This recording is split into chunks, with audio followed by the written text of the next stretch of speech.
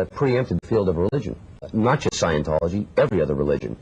They right now practice and preach the fact that man is an animal, and I guess that is where, philosophically, we're at odds with them. But to understand what this war is, this is not something that we started.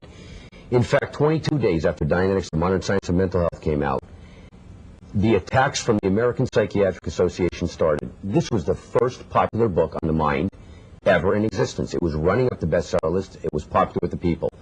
I have the letter sent out by the man who was in the American Psychiatric Association asking for ad hominem reviews on the subject of Dianetics. These people absolutely felt that we were cutting across their vested interests, and the lengths with which they have gone to destroy Scientology and Dianetics and L. Ron Hubbard is absolutely mind-boggling. They attempted to do so through the 1950s. First, they tried to attack L. Ron Hubbard's credibility. Then they recruited the American Medical Association and the Food and Drug Administration, and they then proceeded to infiltrate our organization. Let me stop you just for a moment, because when you talk about undermining L. Ron Hubbard's credibility, and again, I have no idea whether that video and the tape that we heard was representative of L. Ron Hubbard. But when I hear about a man talking about having been taken out to the Van Allen space radiation belt, of spaceships that were essentially the same thing as the DC-8.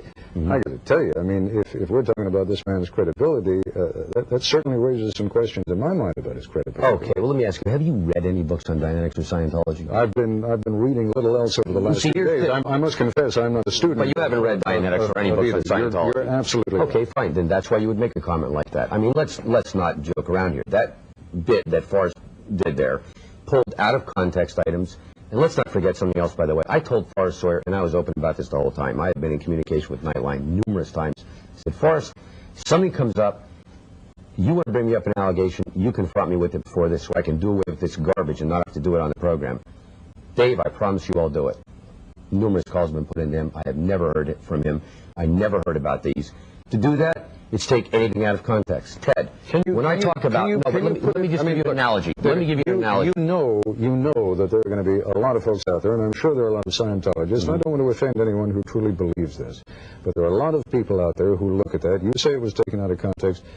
Take a minute, if you would, and see if you can put it into context for us so that it does not sound ridiculous, because quite frankly, the way it sounded there, it sounded ridiculous.